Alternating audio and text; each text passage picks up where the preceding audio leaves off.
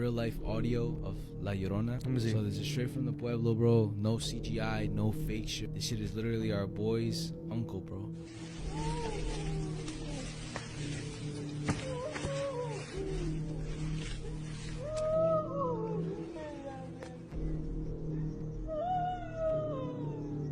What the fuck with all those shits in the back? His houses and stuff, bro. He's just outside, like, walking. You believe in La Llorona? Yeah, bro. I'm pretty sure we talked about the legend before. There's different ways of interpreting the story. I know a lot of people have different ways of talking about it. But from what I heard is that there was this lady who fell in love with some guy. He had kids with her, but the guy didn't love her back. He ended up cheating on her and stuff, left her with the kids, and she ended up taking out all her anger on the kids, drowned them, and then she ended up regretting it. And now she's cursed forever to roam Earth with the whole guilt of her killing her kids. So if you hear her cry at night outside, bro, y'all know to go the fuck inside. Regardless if it's paranormal or not, just hearing a cry at night, I'm gonna fucking... This man was hit in the groin by a tennis ball and died. The 1983 US Open was a day that should have been filled with thriving serves and cheers, but instead it turned into a nightmare no one could ever foresee. Dick Wortham, a veteran tennis linesman, was seated near the baseline, watching intently as a young Stefan Edberg, just 17 years old, delivered a very powerful serve, but that serve would become deadly. Edberg's serve clocked in at an incredible speed, missed its target, and instead the ball struck Dick Wortham directly in the groin. The force caused him to lose his balance and he toppled backwards off his chair. His head then hit the hard concrete with brutal force, fracturing his skull. The impact caused severe brain trauma, and as he lay there unconscious, the crowd fell silent, paralyzed by shock. Emergency responders worked frantically to save him, but the damage was done. Dick Wortham succumbed to his injuries days later in the hospital, making this one of the most tragic and freakish deaths in sports history. What began as a routine match turned into a horrifying reminder of how unpredictable life can be. In a split second, a freak accident happened and a life was lost forever.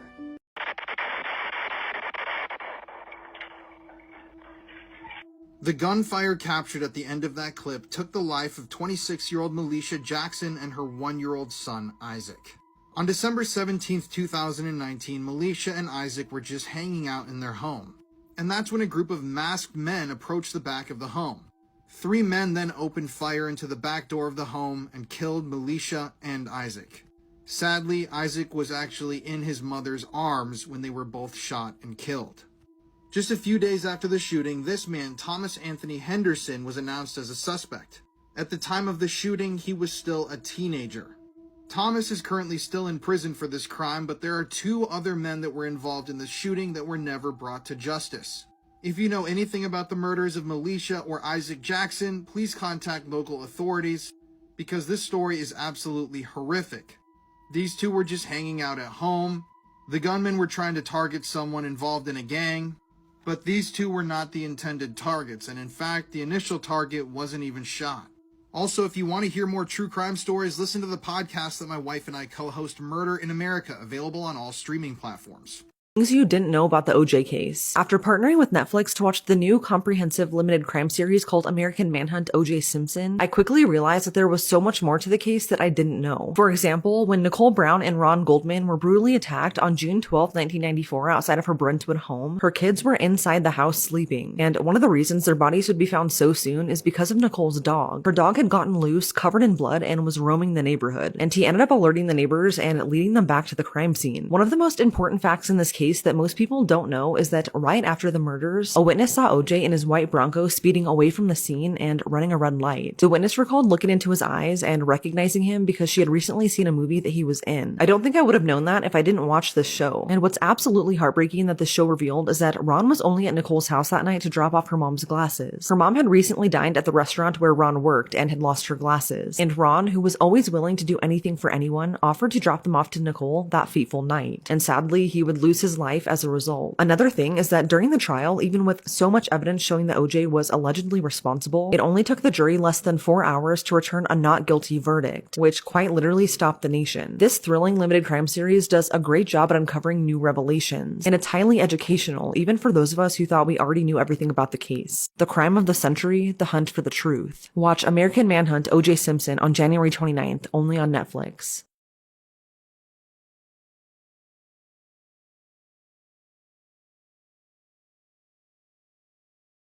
This is the face of a killer. David Katz shows zero emotion as he plays in a tense tournament against other professional gamers.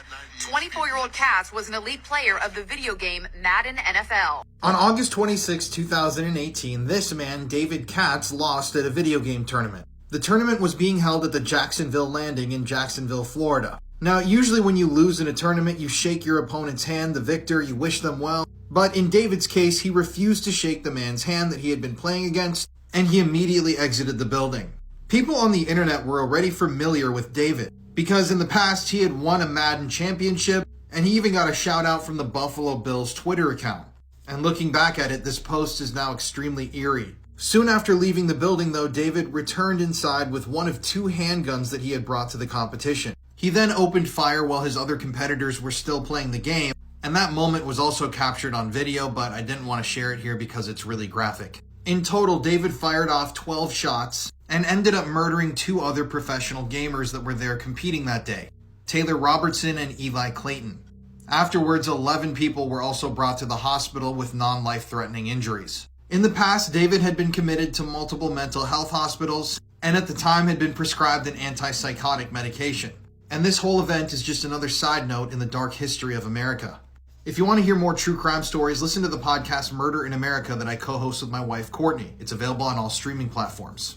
Police thought this old lady had stabbed herself to death, set herself on fire, and robbed her own wedding ring. This murder case and the police incompetence are both absolutely terrifying. It was 2013 and Una Crown was an 86-year-old woman living in Wisbech in Cambridgeshire. Una was a retired postmistress and lived alone near Elgood's brewery since her husband Jack had passed away. She was an absolutely tiny woman at just 4'10". She lived a fairly solitary life. Now the Wisbech area, although surrounded by lovely countryside, is actually a fairly high crime area. Now I don't know if it's because of this or just the fact that she's a lady who's fairly frail living on her own, but she actually was really conscious of security and would always keep her doors locked. On the 12th of January, one of Una's friends spoke with her on the phone at around 5 p.m. It was the last time anyone would speak to her. The following day, Julie Buckle, a carer visiting one of Una's neighbours, reportedly smelt burning coming from Una's house. She let herself into the bungalow and was met with an absolutely horrific sight.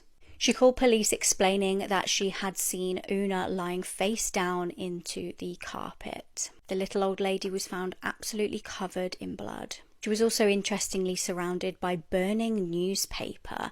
It almost looked like somebody had tried to set her on fire. Now, Una always wore her wedding ring, but lying there, it was absolutely nowhere to be seen. Clearly someone had stolen it, and there was also evidence that they'd stolen £40 from her too.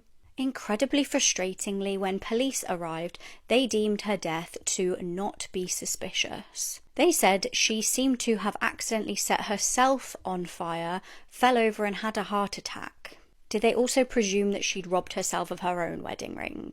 Una also disturbingly had lacerations to her throat. Now this clearly indicated she had been stabbed in the neck, but guess what? Police also explained that away too. They theorised that she'd been wearing a scarf, and as she kind of fell to the floor, the scarf had cut into her neck. Now thankfully, Una's body was sent off to have a post-mortem done, and it was deemed that she'd actually passed away from being stabbed. This obviously put an end to the wild theories that the police had come up with. A murder investigation was launched, but tragically, because of the way things had been mishandled, Una's house hadn't been taped off as a crime scene. Valuable evidence unfortunately had been lost. The TV show Crime Watch actually broadcasted a reconstruction to try and get any witnesses to come forward. Frustratingly though, any leads just came to dead ends. Thankfully, DNA evidence may now be able to solve this case. 70-year-old David Newton was charged last year after DNA matching his profile was found underneath her fingernails. David lived nearby to Una and would have been roughly 58 at the time of the murder. David denies murder and is currently on trial. 10 years after the murder of Una Crown, another woman was found stabbed to death on the floor of her home in Wisbech. The murder of Eliza Bibby is another fascinating, very twisty true crime case, and the episode is now live on the Born Investigation podcast. feral people of the Appalachian Mountains, this group of people who wanted to basically live off the land, and they ended up going into the Appalachian Mountains. And then they're also known for being cannibals. And the reason why I'm bringing this up is because the missing boy, Dennis Martin, he was a 7-year-old, and he was in the Appalachian Mountain region and shit. It was him, his pops, his brother, and his grandpa, and they were off like on a family tradition kind of hike, going camping, and they ended up coming across this other family on the same trail. They had kids as well, right? So the kids came up with a plan saying, let's go further in the trail, let's hide, and then whenever our parents pass by, we jump scare them. So all the kids agreed, and Dennis, he was wearing a bright red shirt, so the other kids didn't want to be next to him because they were gonna get caught easily. So they ended up like separating. He was by himself. The parents ended up coming where they were hiding. They got scared, but then Dennis wasn't coming out, so they started looking around for him. They couldn't find him. Everybody starts panicking, right? The family members start like going crazy searching for him. It ends up being one of the biggest searches. Over 1,400 people ended up volunteering to help. It was from park rangers to regular volunteers, firefighters, police officers, even the military came. Oh fuck. But what they also realized is that since a lot of people were helping, it actually was messing up a lot, because tracks could have been messed up, scents could have gotten confused because of how many people there was, so the dogs had no real leads to like follow. It wasn't until this guy, his name was Harold Key, came out of nowhere on a news article, and he had said that on the same day that the kid went missing, he had seen a man which his kids thought were a bear, and that he was carrying something. It sounds like it could have. A lawyer's duty is clear: defend their client with loyalty, confidentiality, and trust. But what happens when a defense attorney breaks that sacred bond, not to protect the innocent, but to help the police catch criminals? This is the story of Nicola Gabo, the defense attorney who became Australia's most notorious police informant. Keep watching for an exclusive Wondery Plus offer. Nicola Gabo was once a rising star in the Australian legal world. Born into a prominent Melbourne family, she studied law with aspirations of justice. Her career began with a focus on defending high-profile criminals, drug lords, gangsters, and the infamous figures of Melbourne's underworld. She was respected for her sharp legal mind and persuasive arguments. But behind the scenes, there was something else at play. The woman defending Melbourne's most dangerous criminals was also feeding their secrets to the very people who wanted to put them behind bars. Her role as an informant was simple but dangerous: provide police with detailed intel on criminal operations, drug deals, and even murder plots, all while continuing to represent her clients in court. For years, Nicola Gabo's double life remained hidden, but her actions represented a fundamental betrayal of the legal profession. As a defense attorney, she was supposed to protect her clients, to ensure that they had a fair trial. Instead, she was helping the police dismantle the very criminal network she was being paid to defend. The way this story unfolds is mind-blowing. We all know Wondery is the place to feed your true crime podcast obsession, and you can now get ad-free exclusive listening with Wondery Plus. Get 60 days free of Wondery Plus with code LAWYER60 when you head over to wondery.fm/lawyer60. This woman went to prison for killing her baby, but she was innocent. The truth of what happened to her child was far crazier than anyone could ever have imagined. It was the 16th of August 1986 in Uluru in Australia. Little Azaria Chamberlain was just 9 weeks old. Her parents, Lindy and Michael, had decided to embark on a camping trip with their baby along with their other children, Aidan and Regan. The family arrived at the campsite on the day in question and soon settled into their new surroundings. They were excited for a change of scenery and couldn't wait for the adventure that awaited. They were really looking forward to bonding as a family. Little did they know they would go home as a family of just 4. The trip started off completely normal. They were having a great time sightseeing and climbing rocks together. They even made some friends with other campers that were also on the campsite, and everyone was just having a good time. That was until the second day of the trip. Lindy would later tell officers how at around 8 p.m. that night, she heard her baby crying from inside of the tent. Before she could understand what was going on, she saw a dingo rush out of the tent and scurry away. When she looked inside of the tent, it was covered in blood, and her 2-month-old had vanished. In a situation that kind of sounds eerily similar to the situation with Madeleine McCann's mum when she shouted, "They've taken her," Lindy called out, "A dingo's got my baby." Suddenly everyone was in a mad panic to try and locate the little girl. Despite their efforts though, she was nowhere to be found. Unfortunately, rumours about what happened to the little girl started to spread. People were constantly speculating that the parents had had something to do with the disappearance. People thought that the situation was more sinister than they were letting on. Now back then, dingoes weren't really thought of as particularly dangerous, so the story didn't seem to make sense. Skeptics also claimed that Lindy didn't seem genuine in her grief and came across as suspicious. An inquest was held though, and the coroner actually backed up what the family were saying. This caused mass criticism of this coroner, and in September 1981, police searched the family home. If it wasn't bad enough that the public had started accusing Lindy and Michael, the police then did too. She was charged with her daughter's murder in 1982. The baby's dad, Michael, was charged as an accessory after the fact. Now, numerous people mocked the family and held up signs outside the courtroom saying the dingo's innocent. During the trial, the prosecution accused Lindy of cutting her daughter's throat in the family car. This was down to supposed evidence of bloodstains in the car. This was despite the fact that a week after the baby's disappearance and presumed death, a random tourist came upon something quite disturbing. Azaria's blood-covered nappy and romper was found near to a dingo's lair. This was a huge piece of evidence to back up Lindy's story. Now, Lindy, throughout the investigation, was insistent that her baby had actually been in a coat at the time of her disappearance. The coat had seemingly vanished, and police just dismissed this and said she was lying about the coat's existence. Lindy was unfortunately found guilty of murder and given life in prison in October 1982. She was pregnant with her fourth child by this point. Michael was given 18 months suspended sentence. So how was the truth eventually revealed? In 1986, a tragic accident would set in motion some positive changes. Now, a British tourist called David Brett was in the country, and again he was also seeking adventure and a change of scenery. He'd set out to climb a mountain but tragically fell to his death. While police were investigating the incident and recovering his body, they came across a vital piece of evidence. Now, this was baby Azaria's coat, which was found in a dingo's lair. The proof that the coat existed, along with the location that it was found, started to finally silence the critics. And there was more proof that the family was innocent. The apparent bloodstains in the car were found to be stains from milkshake and copper dust. In 1988, the couple were officially exonerated.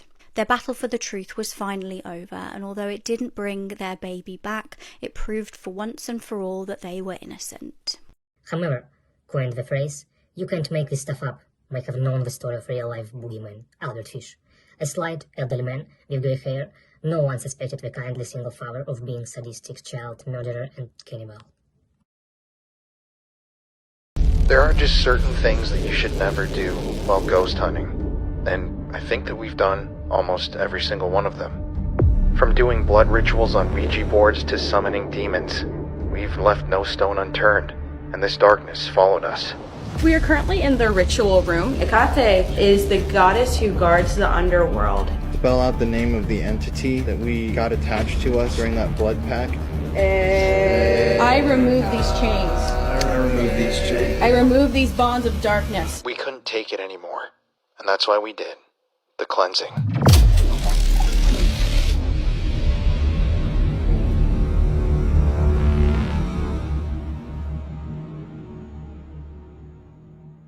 I want to talk about something that me and my brother were actually talking about, right? Oh, Jurassic Park? So the novel is way different than the actual movie. So the actual movie is more like, oh my gosh, a fucking dinosaur. There is parts where like dinosaurs eat humans or whatever, but it doesn't really get too much into detail with that, or it's not really gory in that aspect, right? But the actual novel is more of a sci-fi horror than an adventure. So, like, what does it talk about? Like, This girl, right? She hears like noises in the room. At first she thinks it's a fucking bird. She's like, oh, it's a fucking bird, it's whatever. It's in the baby's room as well. So she gets closer and closer, and then she doesn't hear it no more. Then she opens the door, and then she sees the little dinosaur. You see those little dinosaurs? The ones that are like running all together and shit. So those motherfuckers, they're on top of a crib, don't tell me they ate the baby. and they're all bloody on their face. So they ate the fucking baby. And she said that she saw the fucking dinosaur biting a piece off of the baby's face. Another scene that's even like way more disturbing than that. So it's a scene in the movie Jurassic Park. The one with the glasses, right? Yes. And then like he gets eaten in the car, right? Yes. That scene always used to scare the fuck out of me as a kid, bro. Well, it's even worse in the novel. Mr. Orange is allegedly a pedophile. Well, let's talk about it. This is Mr. Orange, a Phoenix Suns superfan. His real name is Patrick Batillo, and he was the head boys basketball coach for a high school. Well, just recently, Patrick was arrested for sex crimes against children. According to the authorities, Mr. Orange, aka Patrick, was soliciting inappropriate videos and photos from students at the school that he coached at. In fact, he asked children to send him videos of them engaging in certain acts. Stuff I can't really talk about on TikTok. And he was recently arrested and booked on charges of child sex trafficking and sexual exploitation. It should be stated here also that a 46-year-old fellow employee at the school was also arrested because she allegedly let Patrick know that the police were looking for him so that he could leave the school before he was officially arrested. Now, Mr. Orange is a notable local figure in Arizona. I mean, this guy is on the local news. He has a big Facebook page, and people really associate him with the Phoenix Suns. However, he'll now be known as a totally different nickname. Instead of Mr. Orange, Patrick is now Mr. Pedophile. If you want to hear more true crime stories, listen to the podcast Murder in America that I co-host with my wife, Courtney. It's available now on all streaming platforms. This man survived an extremely brutal bear attack, and this is a massive trigger warning.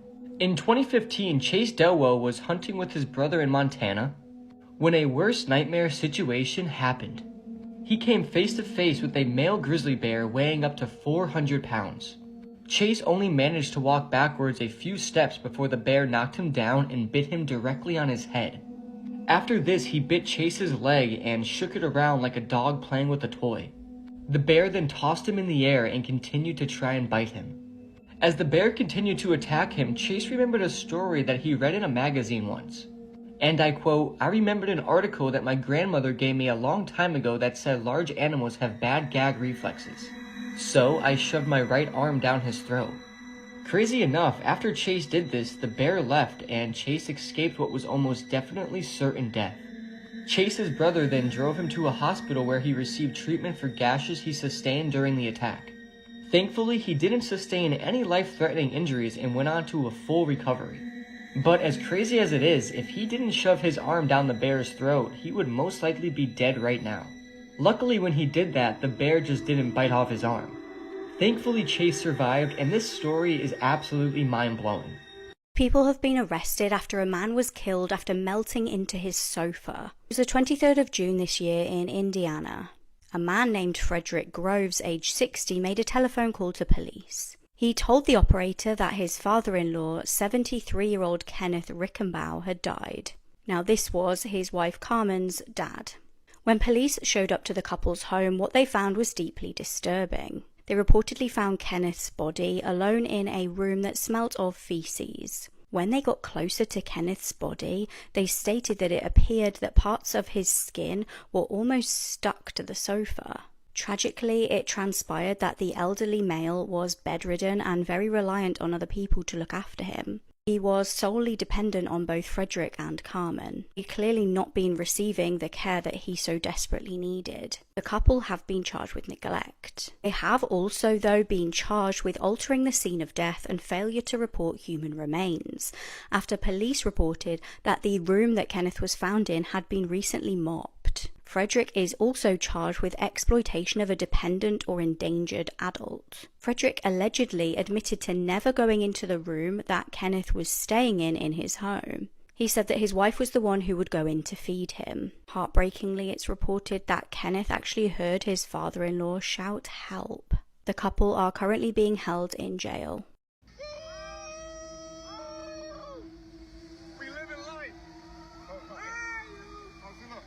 The man you saw in that video, Richard Ragland, went on to drown that day, and this GoPro footage actually captured his final moments of life. Before his death, Richard actually served in the National Guard. Everybody remembered him as having the biggest heart and being a very smart guy. However, on June 4th, 2017, a freak accident would cause Richard to drown in the water he was swimming in Georgia. To this day, nobody knows exactly what killed Richard or what forced him under the water, but his friends that were with him that day stated that he went under the water. They tried to help him, but there was no way they could get him back up to the surface. So after his death, Richard's family mourned their loss. But it wasn't until years later when a diver actually recovered that GoPro sitting at the bottom of that water. The diver's name was Rich Abernathy. He has a YouTube channel where he goes into bodies of water and dives. And he was diving in that same water in Tennessee when he came across a GoPro. And when he looked at the contents of that GoPro, the connection was made that this was Richard Ragland, the man who had drowned there only a few years prior. I'm going to play you a little bit more of that video. It is just some really haunting stuff. Being with brothers and sisters, we live in life. We live in life. We live in life. The thing is, one common goal that we all share is the same goal.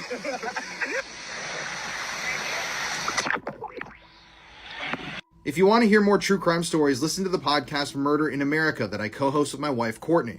It's available on all streaming platforms. Have you ever seen the Texas Chainsaw Massacre? Surprisingly, no, bro. I know the killer's Leatherface and stuff like that, but I just never seen the movies. Alright, so Leatherface, right? He has a mask, right? But his mask is made of human flesh, right? Somebody's face. So basically this story right here is a real life case. His name was...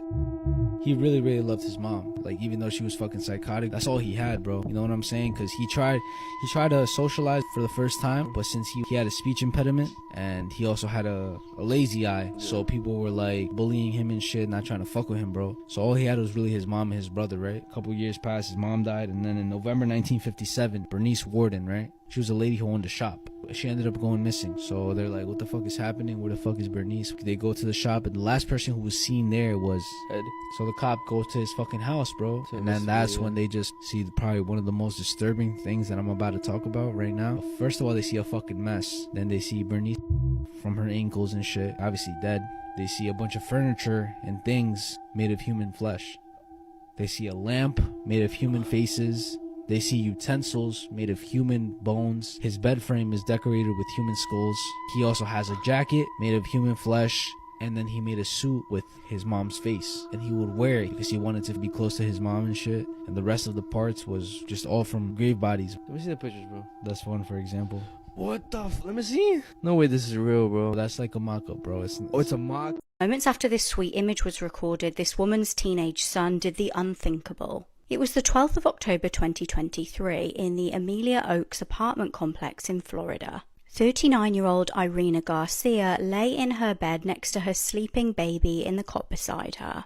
Irina had given birth just weeks prior and obviously needed a rest. However, just moments after this sweet image was recorded, a wholesome family moment turned into sheer horror. Irina's 13-year-old son Derek entered the room. He then did what absolutely nobody could have predicted. With his 14-day-old half-sister sleeping in the cot beside them, teenager Derek brutally stabbed his mother. It was an absolutely frenzied attack, with the victim sustaining 46 stab wounds. It's reported that after killing his mum, Derek then took pictures of her lifeless body and sent them to his friends. He then left the room and rang police to confess to the killing. When asked for his address, he told them he didn't know. In the 911 call, he states, "I took pictures and I told my friends about it. Is that bad? She's dead, miss. There's blood all over the floor." He told the operator, "Right now I have the gun with me. I was going to S myself, but I didn't want to. Police rushed to the scene and arrested the child, who was apparently apologetic when they got there. Although his mum was pronounced dead, thankfully the child was unharmed. The 13-year-old will be tried as an adult on a first-degree murder charge. He remains in prison until his trial. In the interrogation video online, Derek can be seen admitting to killing his mum with a large kitchen knife. He states that she woke up and screamed. He has entered a not guilty plea. At his bond hearing, his dad and Nan begged for him to be released on house arrest. His dad described him as a humble and peaceful child. Professionals describe the 13-year-old as sweet and respectful, reportedly very popular amongst staff at the detention centre where he's staying. There is still no known motive, and it appears an absolute mystery as to why this happened. This woman accidentally got trapped in the back of a police car, and this is one of the worst deaths imaginable explained. This was 56-year-old Clara Paulino, and her husband was a longtime Miami police officer. Officer Paulino was working a night shift. So, around 1 p.m. on August 21st, 2020, her husband was asleep in bed, so Paulino went out to his police car and was attempting to get something, but it's unclear what she was attempting to get. And when she climbed into the back seat, somehow the door closed behind her. I don't know if you've ever been in the back of a police car, but because arrestees always try and escape, they have mechanisms not allowing anybody to get out of the back seat, and it automatically locks from the inside. So, Clara was completely trapped. And it was a blistering 95 degrees outside that day. Clara didn't have her cell phone either, and her husband was asleep. And the bar in a police car separating the back seat from the front seat was also locked. She could not reach through to honk the horn and alert anybody. So she sat in the back of this police car struggling to get out. She was banging on the windows, and they could tell she was because when they found her, she had bruises all on her wrists and hands. And they also found Clara's fingerprints all over the back seat, meaning she was touching every surface trying to figure out how to get out of this. And with the heat rising and her hyperventilating most likely, she may have also been losing oxygen. And sadly, hours later, around 5:30 p.m. that same day, her husband and her son found her dead in the back seat of the car. She had died from a heat stroke, and it's more than likely this death was very excruciating and long. It's almost as if Clara was literally cooked alive. And that's an awful situation I could honestly never imagine. Just imagine being that helpless in the back of the car when the heat is 95 degrees, and likely knowing I'm going to die from this. This is absolutely horrifying, and I also wonder who shut the door. Or how did it shut? Nonetheless, rest in peace to Clara.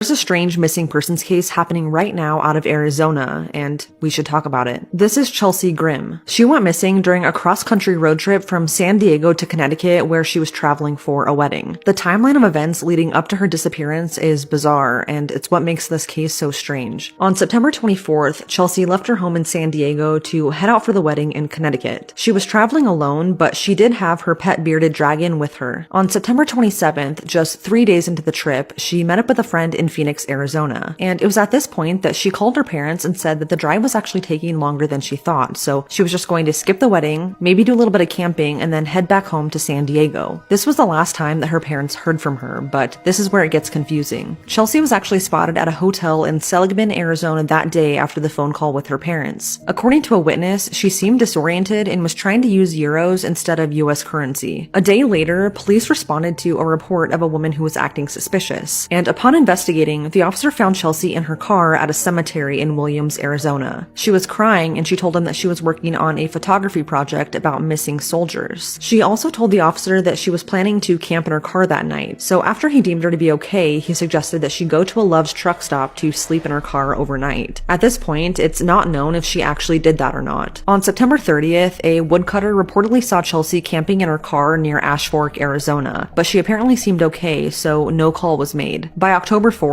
Chelsea's parents officially reported her missing after not hearing from her. And just 1 day later, hunters found her white 2019 Ford Escape abandoned in the middle of a dirt road near Ash Fork. Both of the tires on the right side of the car were flat, and all of her personal belongings, including her pet bearded dragon, were missing from the car. The vehicle was found to be locked, and it appears that there were no obvious signs of a struggle. But it's now been a month since Chelsea was last seen or heard from. Her family has since hired a private investigator to find out what exactly happened to her. With the car being abandoned on a dirt road with 2 flat tires, and the fact that she was a woman traveling alone is really concerning. These are some photos of what she was last wearing, including a photo of her bearded dragon and a mask that she normally wears. Police across multiple states are now looking for Chelsea, and they're asking anyone with information to call the sheriff's office at 928-774-4523. I'm going to talk about Chuck E. Cheese, right? Incident at Chuck E. Cheese. But when you think of Chuck E. Cheese, what does that make you think of as well? Five Nights at Freddy? Apparently in 2020, there was 5 kids that went missing in the Chuck E. Cheese. And then an animatronic went missing as well. This is a real life case? Boom. So it's not a real life case. It just went viral everywhere. And the fan base of Five Nights at Freddy were so hyper that they wanted to make this shit real so bad. So there was an abandoned Chuck E. Cheese. People started making rumors about it, saying like, oh, this is where the 5 kids went missing. People even made YouTube videos about it, saying, oh, I'm gonna visit the haunted Chuck E. Cheese where 5 kids went missing. It was never real. That never happened. But there was a real life case. December 14, 1993, right? There was this guy. It was a 19-year-old guy. He snuck into the Chuck E. Cheese. He did some 24-hour challenge type shit, bro. This stayed in the bathroom till closing time, so he knew when closing time was. And then there was 2 people cleaning the party room and 2 people cleaning the kitchen. First he went into the kitchen, shot them, then he went into the party room and shot them as well. The manager was in the office watching the cameras. He saw the killer killed the staff, and the reason why this shit happened, why he did this shit, was because 5 months before he got fired, he decided to get revenge. The thing is, bro, he ended up getting the death penalty, right? But a few years later, the judge took it away because they had abolished the death penalty in Colorado. But he was supposed to die with the lethal injection. I don't know if you've seen like certain videos of like animatronics supposedly moving by themselves. I don't know if you've seen the video. It's a video of Chuck E. Cheese, like the animatronic, where someone's taking a picture and he starts talking in his ear, and then he fucking he's looking like this, and then he's talking in his ear. Yeah. Imagine your classmate bringing a piece of their murder victim's head to school. Do not watch this video if you're easily disturbed. Krista Pike was 18 years old when she began getting jealous of her classmates. This was 19-year-old Colleen Slemmer. Krista had had a troubled upbringing and actually dropped out of high school. She began dating a guy called Tadderall Shipp. Now, the pair actually bonded over something extremely dark, their love of devil worship. Krista decided that Colleen was trying to steal her boyfriend from her, so she hatched an evil plan. Now, there was absolutely no evidence to suggest that this was the case, but for some reason, Krista just really did not like Colleen and was extremely jealous of her. Together with her boyfriend and a friend, Shadola Peterson, they concocted a plan to lure Colleen away. On January the 12th, 1995, the two friends, along with Krista's boyfriend, told Colleen that they were going to go and smoke some substances, and they asked her if she wanted to come and join them. Colleen obliged because she was just really into making friends, being sociable with people, and wanted to fit in. However, when they were alone with Colleen, they did the unthinkable. Shadola kept a lookout while the couple spent half an hour torturing the innocent teenager. They beat her, taunted her, and carved a pentagram in her chest while she was still alive. They then smashed in her skull with a concrete block. The alarm was actually raised when Krista brought a piece of her victim's skull into class at school and started bragging. Within 36 hours, the trio were arrested. Although they all admitted to their part in the crime, they insisted that they were just trying to scare her and got carried away. Krista was found guilty of murder and conspiracy to commit murder. She was sentenced to death by electrocution. Her boyfriend got a life sentence and her friend got probation for pleading guilty to being an accessory after the fact. But the chaos didn't end there. In August 2001, Krista attacked and attempted to strangle a fellow inmate with a shoelace and nearly killed her. She was convicted of attempted first-degree murder. Then, in March 2012, she made failed escape plans involving a corrections officer who actually agreed to participate in return for cash and gifts off Krista. She is currently still in prison awaiting execution. On June 11, 2005, Todd Geib seemingly vanished from an all-night keg party. But 22 days later, his body was found standing upright in a private lake that had already been previously searched. At around 9:30 that night, Todd and his friends left a restaurant to go to an all-night keg party that was being held in an apple orchard in Casanova, Michigan. As the night went on, things started to get really rowdy, so Todd decided to leave the party at 12:45 a.m. and walk back to his apartment, which was only about a mile and a half away. Doing so, he called a friend to tell them that he was on his way back home. Over the next 10 minutes, Todd made a series of bizarre phone calls. At one point, he called a friend and said, quote, "I'm in a field," end quote, before the call ended. The friend called back and Todd picked up, but all they could hear was what sounded like heavy breathing, and then the call cut out. No other calls went through after this, and his phone wasn't used again. This was the last time anyone heard from Todd. He was soon reported missing, and an extensive search was launched involving more than 1,500 volunteers and police officers. Authorities even searched by air, combing through the orchard and everything around it, even the stretch of road he would have taken to get home. Authorities brought in bloodhounds, which tracked Todd's scent up until the start of the road he would have taken to get home, but that's where it ends. It seemed as if Todd vanished into thin air. But 22 days later, his body was found in a private lake just 2 miles from his home, right in the middle of an area that had already been searched. But the odd thing was the way Todd's body was found.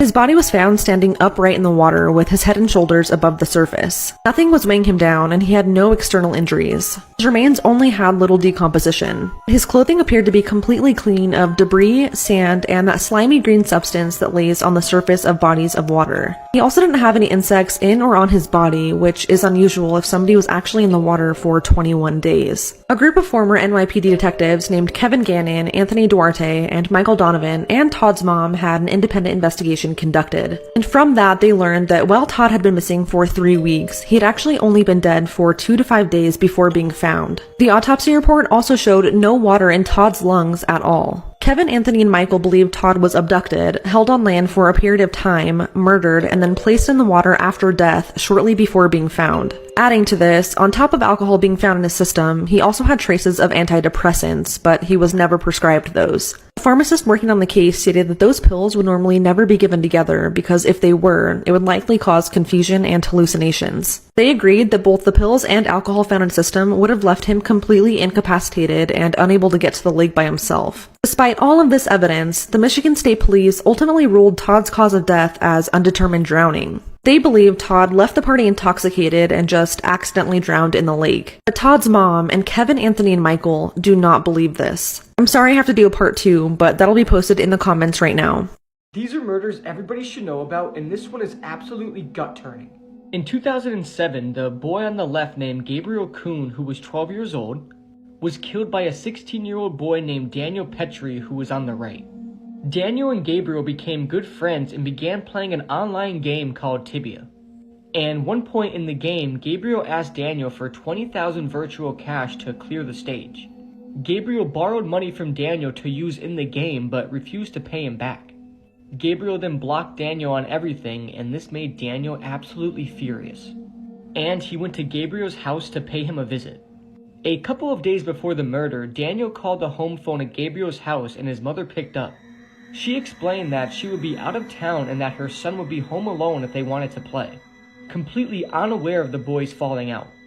And on August 23, 2007, Daniel went to Gabriel's house and knocked on the door. Nobody answered and Daniel kept knocking, but eventually Gabriel started speaking to Daniel through the door. Daniel told Gabriel to unlock the door and let him in, and if he apologized to him, everything would be fine. Believing this, Gabriel unlocked the door and let Daniel in. And after entering the house, Daniel locked the door behind him and Daniel brutally assaulted Gabriel. Gabriel tried his best to defend himself, but he failed to do so. Daniel was older, bigger, and stronger. Gabriel was dripping in blood after being brutally beaten by Daniel. Daniel then laughed at the terrified Gabriel and took him to the bedroom, where he then sexually assaulted him. Gabriel cried, but this made Daniel even more cruel. After all of this, Gabriel threatened Daniel, saying he would tell his mother everything that happened, but this only made Daniel even more mad. And in a fit of rage, Daniel took a cord from a gaming console and wrapped it around Gabriel's neck and strangled him with it until his body went limp. Daniel assumed Gabriel was dead, and believing this, Daniel tried to move and hide the body in the crawl space leading to the bedrooms. However, the body was way too heavy, and after realizing this, Daniel searched the house for sharp tools, and he eventually found a kitchen knife and a hacksaw. Daniel then returned to Gabriel's body, and in order to make it lighter, he took the knife and hacksaw and began cutting at the top of Gabriel's leg to remove it. And as Daniel cut into Gabriel's leg, he woke up. Gabriel wasn't dead. He let out a blood-curdling scream, but Daniel restrained him, making sure to twist and turn the blade to make it even more painful. Eventually, Daniel dismembered his right leg and moved to his left. And after severing both of his legs, Gabriel sadly passed away. His autopsy suggested that he was still alive throughout the whole ordeal, and he eventually died from shock and blood loss. After Daniel finished the dismemberment, he tried to hide the body again, and he wrapped a cable and wire around Gabriel's body. But the body was still too heavy, and Daniel fled the scene. Gabriel's body was discovered by his brother, and the body was left next to the hallway door as well as the legs and hacksaw. Daniel Petrie was admitted to a juvenile center in September 2007 to only 3 years. This is due to Brazil's laws of sentencing minors. And to make you realize how evil Daniel actually was, when the judge asked him if he had any final words of remorse, Daniel said this: "Gabriel was a coward and a thief. He burns in hell right now where I sent him. And when I die, I will find him in hell and finish my revenge." It's also worth saying that the photos of the crime scene and Gabriel's body have surfaced on the internet, and nobody knows for sure how they got there. I highly recommend not to look at them due to the graphic nature of them, as well as they will be some of the worst crime scene photos you will ever see. It's honestly insane how Daniel is walking free today, and may Gabriel rest in peace. This case is just awful. One thing that will forever be burned into my brain is the last known photo of Andrew McCauley and his final words before being lost at sea. On January 11th, 2007, 38-year-old Andrew McCauley attempted to kayak almost 1,000 miles across the Tasman Sea from Australia to New Zealand. This didn't seem crazy to him because he was a mountaineer and a really experienced sea kayaker, having completed multiple long-distance solo kayaks in the past. He even led an expedition where he paddled over 500 miles on his kayak, but he wanted to do something bigger, something that no one had ever done before. So his goal was to be the first person ever to solo kayak non-stop across the Tasman Sea. But his journey would only last 1 month as he completely disappeared. Andrew's trip started out great. He would document his travels for his family by taking daily photos and videos of himself on the water, and he seemed to have a nice little setup. He was paddling on a new 19-foot insulated kayak with a yellow fiberglass canopy that had a cartoon face on it, which he named Casper. This was placed on the cockpit for protection against rough storms out on the open water, and when he went to sleep at night, he would seal himself inside, allowing a ventilator to let in airflow, but it prevented any water from getting inside the kayak if it became submerged. But suddenly, a month into his journey, he encountered a massive storm with dangerous waves that sent him and his kayak into multiple barrel rolls 30 feet under the waves. Somehow, Andrew survived the storm with only a little bit of damage to his kayak, and things seemed to be turning around. He even sent his wife and young son a message saying, quote, "See you 9 a.m. Sunday." So his friends and family started planning his welcome home party. But on the evening of February 9th, just 1 day later, he sent out a horrifying distress call, and it's something that I will never be able to forget.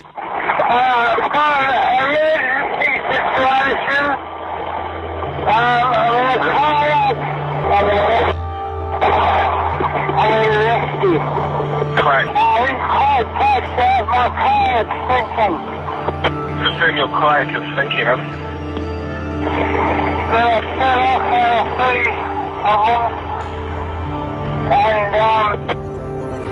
Kayak 1, kayak 1, kayak 1.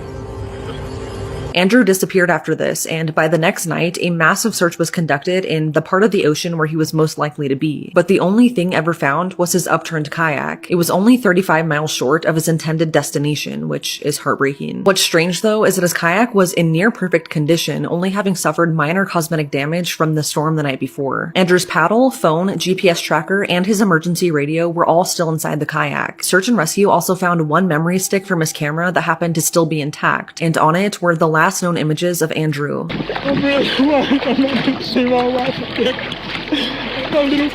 This is the last photo that he ever took, and it's haunting. You can see the absolute fear and horror in his eyes. 3 days later, the search for him was officially called off, and to this day, he has never been found. Because of the strange condition in which his kayak was found, conspiracy theories started to spread about what really happened to Andrew that night. But the most logical explanation is that he likely capsized while Casper, the canopy, was out of place. If Casper wasn't secured in just the right position, it would fill with water like a bucket. So if he capsized, he would have to swim out of the kayak, push it upright, and then climb back in, which would be incredibly hard to do in a massive storm and just in general. So the theory is that he did capsize at some point, and with the kayak being so heavy with all of his gear, it was probably too heavy to flip back over. He then likely got separated and drowned. Although his body has never been found, Andrew is presumed dead and is likely somewhere still out there in the Tasman Sea. However, coined the phrase, "You can't make this stuff up," might have known the story of real-life boogeyman, Albert Fish. A slight, elderly man with grey hair, no one suspected the kindly single father of being sadistic child murderer and cannibal. Is this just really good magic or something way more sinister? Okay, so the video I'm about to show you might be the best magic trick ever, or something way more sinister. This man apparently has the abilities to control shadows. Just watch this magic trick and let's talk about it after. Can you see the shadow? The shadow of your hands, of my hands? Can you see the shadow? Okay, when I say 1, 2, 3, take your hands away. 1, 2, 3.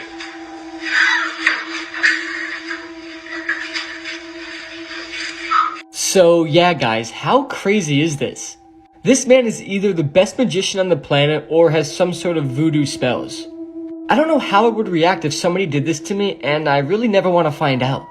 This isn't altered or edited at all, so how in the world did he do this?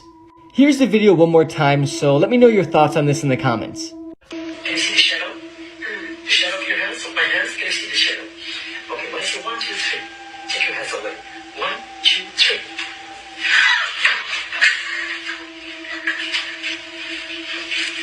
I took someone's life because I was obsessed with true crime stories. My name is Young-Yu Jung, and I'm a 23-year-old Korean woman. Like many people, I'm passionate about true crime and horror films, but one day I decided to take action. I became obsessed with the idea of killing someone.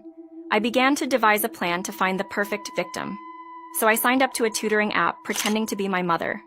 I scanned over 50 profiles on the app to find a young woman of 26 who taught English. She lived alone and tutored from home, which unfortunately made her the perfect victim for me.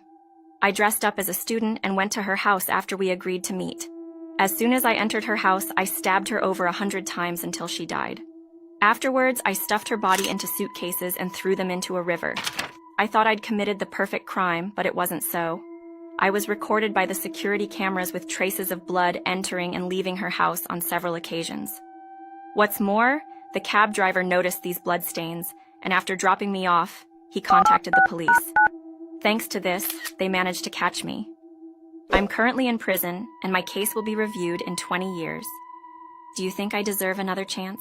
This is an incredibly disturbing true crime update from New York. A 1-year-old child has been killed, and 3 other children remain in hospital after substance paraphernalia was found at a nursery in the Bronx. The New York Police Department received a call on the 15th of September regarding 3 unconscious children. 4 children that were in the care of the staff at the Divino Nino daycare appeared to have come into contact with a substance that led to hospitalization of 3 of the children. We know that disturbingly 1 child was dead on arrival, and the cause of death is believed to be a direct result of the interaction with the substance. Police stated all 3 children were unresponsive and demonstrating symptoms of O exposure. A life-saving substance was administered to all 3 of these children in an attempt to save their lives. The children in hospital are thought to be an 8-month-old girl, a 1-year-old boy, and a 2-year-old boy. Following the 911 call, the police inspected the nursery. Disturbingly, they found a kilo press. Now, if you aren't aware, this is an item that is commonly used by substance dealers when packing large quantities of substances. This man stabbed his mum to death over Avril Lavigne tickets. In March 2008, 39-year-old Robert Lyons was living in Chicago. He'd been living with his mother for about a year, 61-year-old Linda Bolek. The pair had apparently not been getting on very well at all and had several arguments in the lead up to the fateful day. On the 14th of March, Robert saw that there were tickets going for an Avril Lavigne concert.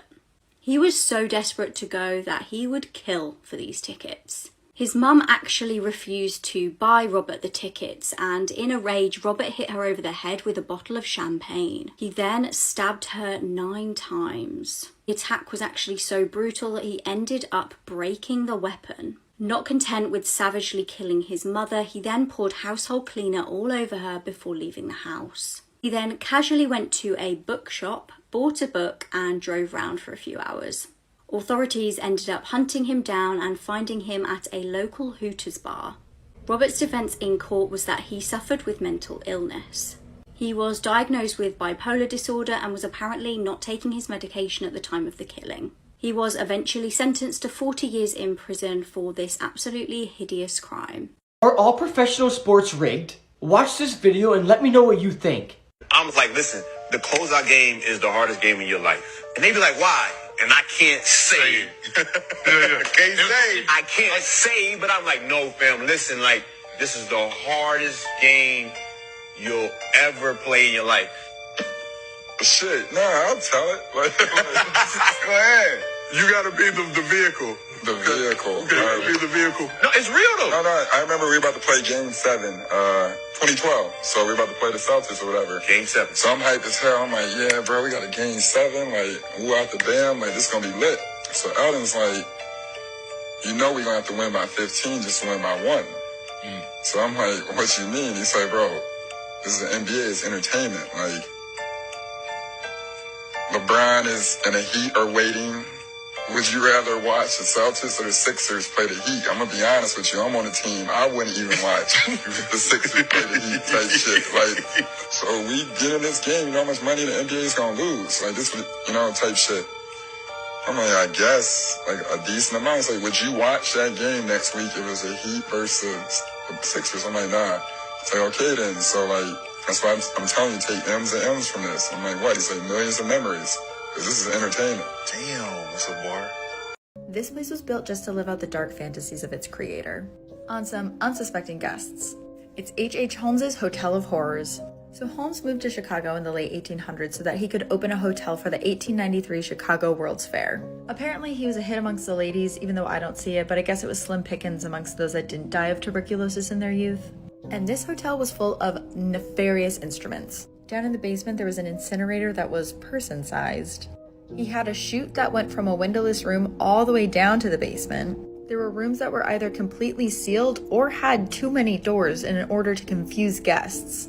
Guests would often complain about their doors being jiggled at night as if someone was trying to get in their room. And as the hotel was being built, workers would constantly complain about H.H. Holmes's weird behavior. There were reports that he would ask people working on the hotel if they were willing to kill another worker for him, and if they said no, he would fire them. And this, children, is why we need unions. Not to mention a shocking number of women were disappearing from the hotel. So this is the part of the video where you get to guess what he was doing in there, and we're gonna say it together on the count of 3. Ready? 1, 2, 3. Skeleton harvesting. That's right, he was harvesting skeletons to sell to a local medical school. This only lasted for 2 years until he was found and convicted of murder, but some reports say he killed up to 200 people in there, mostly women. Some people also believe that he was Jack the Ripper, but that is for another video. Anyways, we're gonna talk about more scary homes later. Bye! I pretended to be the perfect mom on TikTok, but ended up killing my 3-year-old daughter. My name is Nicholas Priest, and I'm a 23-year-old American girl. I used to post videos of me dancing with my 3-year-old daughter, Kaylee. I pretended to have a very good relationship with her. I made people like me. But I was hiding a very dark secret. I didn't love my daughter. I didn't care about her. I just used her to gain subscribers. When the camera was off, I beat her brutally every day and didn't even look at her. She was a burden to me. I started dating Callum. We were totally in love and sometimes even beat my daughter together. On August 9th, 2020, I invited my boyfriend to my house to make love. We locked Kaylee in a room while we did our thing. However, she began to cry very loudly. She was just getting in the way of my sex life. So, my boyfriend and I hit her so hard that she started vomiting and fainting. After that, we laid her on the bed and went back to our thing. When we finished, we noticed a strange silence in my daughter's room. And when we went in, she wasn't breathing. We called the ambulance, but it was too late. The autopsy revealed that Kaylee had broken ribs beforehand. It was also revealed that her death had not been instantaneous, but that she had been suffering for hours. My boyfriend was sentenced to 14 years and I to 15 for involuntary manslaughter. Do you think this is a fair sentence? This is 21-year-old Daniel Abed Khalif. Daniel was a serving soldier in the British Army working as a computer network engineer for the Royal Corps of Signals. However, earlier this year, Daniel was charged with terror offences after placing 3 canisters with wires at an RAF base in Stafford with the intention of inducing the belief that the canisters could explode or ignite. He's also accused of eliciting information that could be useful to a terrorist. He was arrested earlier this year after an investigation by Scotland Yard's Counter-Terrorism Command, and he was being held at HMP Wandsworth in southwest London. But yesterday, on Wednesday 6th of September, he managed to escape. He was working as a chef in the prison's kitchen, and he managed to cling on to the bottom of a delivery van and be transported out of the prison grounds and into London. Police have absolutely no idea where Daniel is right now. Airports and ferry ports are now on high alert, and police are asking the public not to approach Daniel if he's spotted, but to dial 999 immediately.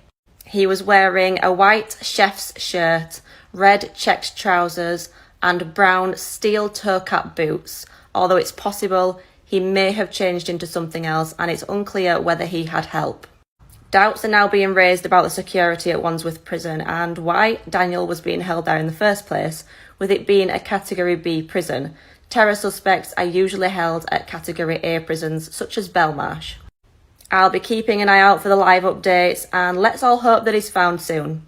Just as this young mother was escaping from her abusive partner, the unthinkable happened. This case is the perfect example of why people are so afraid to leave abusive partners. 19-year-old Amelia Arnold was a devoted mother. She lived in Stevenage and had been dating 22-year-old Jack Wall. Jack was reportedly abusive to her throughout the relationship, and she'd actually sought help from a CBT therapist. Amelia confided in her therapist that the verbal and physical abuse started in August 2012. She reported how Jack had threatened to snap her neck as she slept. On one occasion, he threw a table and a pair of scissors at her. He had hit her around the head and kicked her, but she was too scared to report it to police. She was really frightened because he'd threatened to kill her if she told anybody, and she was right to be afraid.